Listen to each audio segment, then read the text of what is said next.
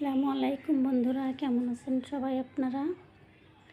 আজকে আমি টমেটো, বেগুন, আলু, মাছের ঝোল বানাবো।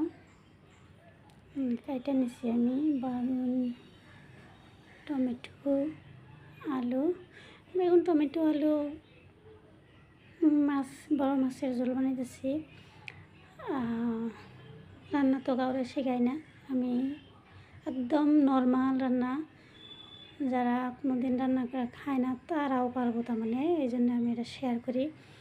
দেখা যায় কিছু টাইমে কিছুমান ব্যাচেলার ভাই বোনেরা রান্না বান্না জানে না, যদি কারোর অসুবিধা লাগে তো এইভাবে রান্না করে খাইলে খাইবার পারবো রান্না করে নিজে হাতে।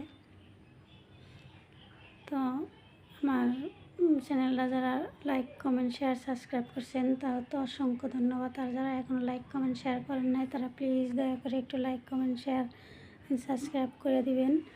আমি এখানে তেল পেঁয়াজ দিয়া তারপরে হলো এখানে আলু, বেগুন, টমেটো দিয়ে দিছি, ধনিয়া গুঁড়া, হলুদ গুঁড়া দিয়ে দিছি, দিয়া তো একটু কষাই নিব, ভালো করে কষাই নিতেছি।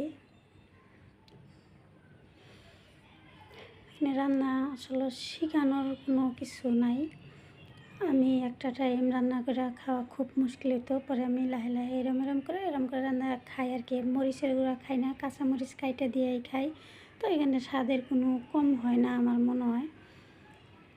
আমি শুকনো মরিচের গুঁড়া কোনো টাইমেই খাই না। অন্য কিছু বড় মাছ বা মাংস বানাইলে আমি কাঁচা মরিচই সেদ্ধ করে বাইটা দিই। এখানে আমি মাছের ফুটকা দিয়ে দিচ্ছি, আমি মাছের ফুটকা তো খাই, আমার কাছে ভাল লাগে মাছের ফুটকা। সবাই খাইবার পারে, একটা বস্তু সবারই পছন্দ হবো এরম তো কোনো কথা না, আমি খাই। ওই একটা মাছের একটাই ফুটকা থাকে, ওই জন্য আমি তরকারির ভিতরে দিয়ে দিই। 2-3টা হইলে তো আলাদা বানিয়ে খাওয়া যায়।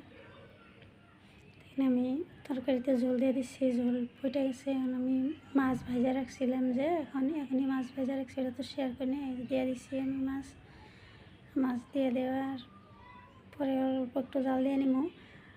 দেখেন টমেটো, বেগুন, আলু, মাছের ঝোল, এটা যদি ঠান্ডার সিজনে হইতো এখন ধনিয়া পাতা দিলে খাইলে খুব ভালো লাগতো, টেস্ট হইতো।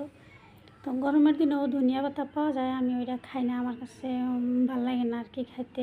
ওই রকমের একটা যে ভালো গন্ধ পাওয়া যায়, যেটা জারের দিনে, ঠান্ডার দিনে যেটা ধনিয়া পাতার একটা গন্ধ পাওয়া যায়, যেটা ক্ষেতের কাছে দিয়ে হাইটে গেলেই পাওয়া যায়, মনে হয় খাই।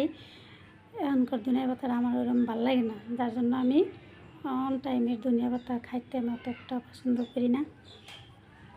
তো হয়ে গেছে আমার এই যে তরকারি, টমেটো, আলু, বেগুনের ঝোল হয়ে গেছে, এটা দুপুরের খাবার। তো এইভাবে সবাই রান্না করে খাইয়েন। ব্যাচেলার ভাই বোনেরা যদি কেউ দেখে থাকেন তাহলে খাইবেন, দেখেন আপনি নিজেই রান্না করে খাওয়া সম্ভব হবো। তো সবাই ভালো থাকবেন, সুস্থ থাকবেন, আল্লাহ হাফিজ।